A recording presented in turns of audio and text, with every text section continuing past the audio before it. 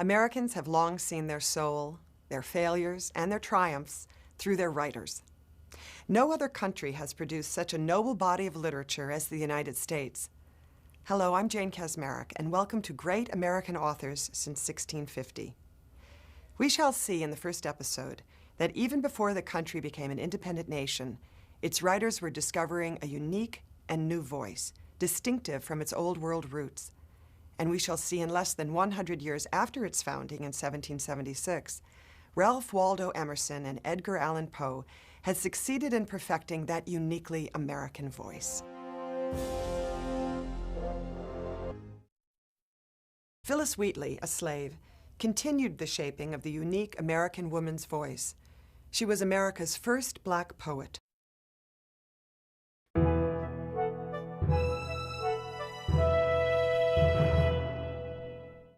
In the 21st century, America is celebrated for the quality and diversity of its literature.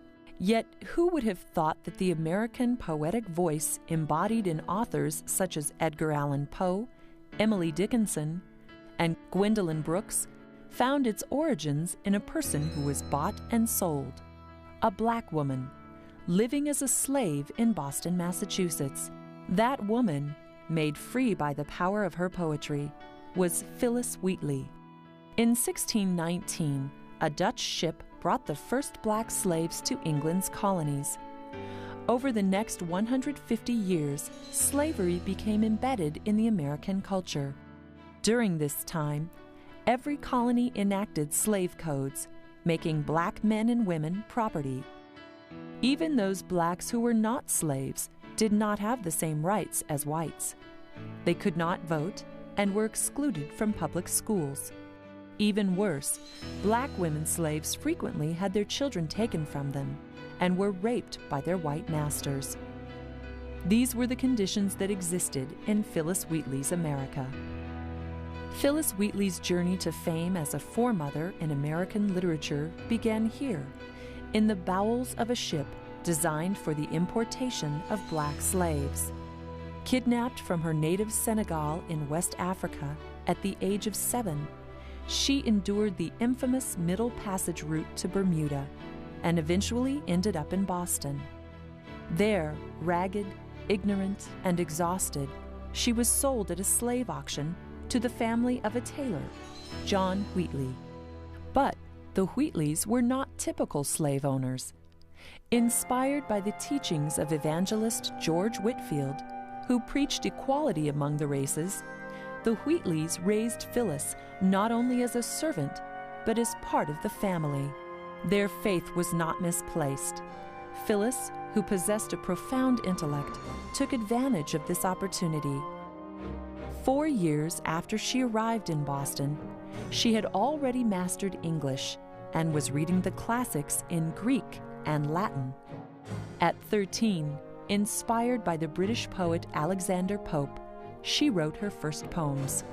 In her poem, On Being Brought from Africa to America, she wrote of her personal experience of enslavement and her religious beliefs that freed her.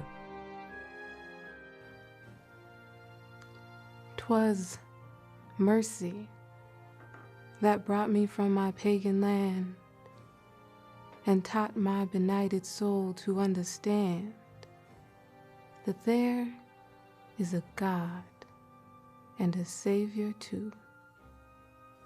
Once I redemption never sought nor knew. Some view our sable race with scornful eye, their color a diabolic dye. But remember, Christians, that Negroes black as Cain may be refined and join the angelic train. On Being Brought from Africa to America by Phillis Wheatley. Through her slim volume of poems, titled Poems on Various Subjects, Religious and Moral, Phillis Wheatley founded 3 distinct intellectual movements: the American poetic tradition, the Black literary tradition, and the women's literary tradition, all in her second language, English. Because of her intellectual achievements, Wheatley was granted her freedom in 1774. She married another free black, John Peters, and continued to write until her untimely death at age 31 in 1784.